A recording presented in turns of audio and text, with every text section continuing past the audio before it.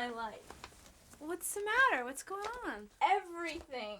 Well, everything like what? My mom won't let me go to the party Friday night. Doug is being a jerk, and I'm failing algebra.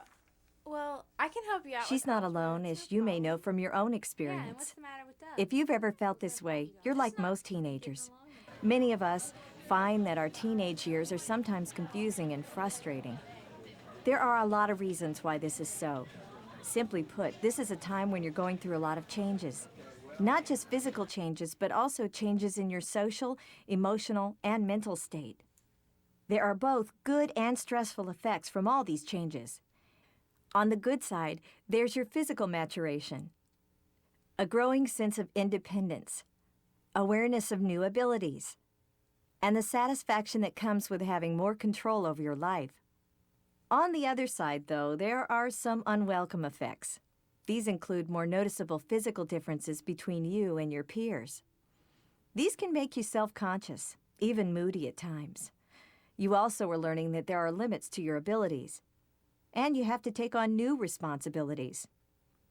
That's the key to understanding what we'll be talking about in this chapter. Now that you're getting more control over your life, you also have more responsibility. And one area where you can take control right away is in your personal fitness.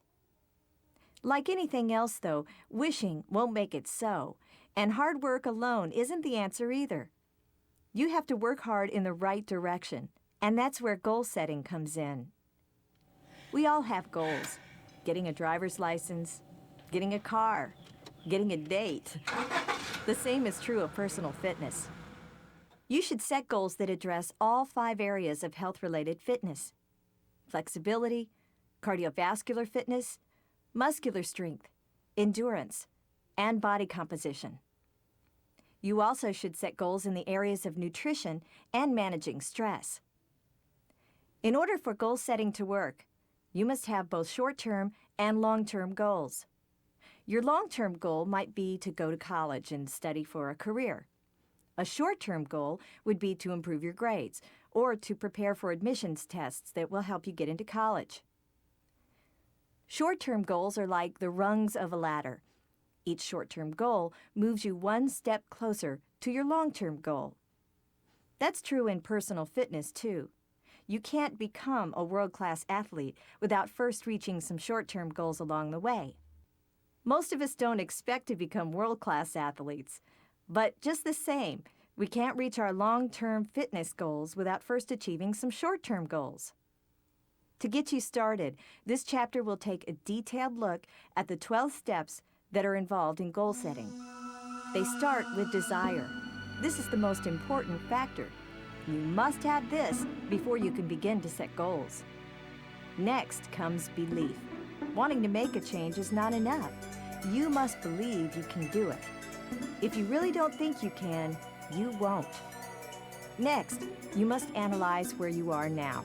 Just like a pre-test in any other course, fitness testing helps you know where you're starting from. When you set goals, it's important that they be realistic. If they're too hard to reach, it's easy to become discouraged and give up. If they aren't challenging enough, though, you run the risk of getting bored and losing interest. Next, write your goals down in detail. Putting them on paper helps you clarify exactly what you want to do. After you've written out your goals, write down the benefits you will receive. The more, the better. This list can keep you going if you get discouraged later. Be realistic, though. After you identify the benefits, identify the obstacles, too. By thinking about them before you encounter them, you'll be better prepared to overcome them. Next, identify the knowledge you must have to reach your goals. That's where this course and your teacher can help. Then make a step-by-step plan of action, a game plan for accomplishing your goals. Be sure it includes realistic timelines.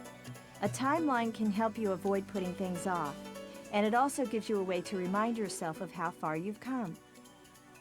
That's the reason for the next step, too. Monitor your progress.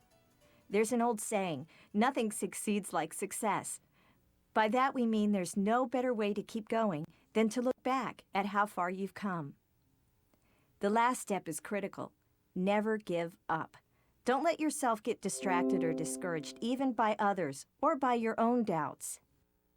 In this chapter, you'll have an opportunity to see an example of goal-setting action as we follow the story of Jody. As you study her approach, think about how the 12 steps we've talked about can apply to your situation.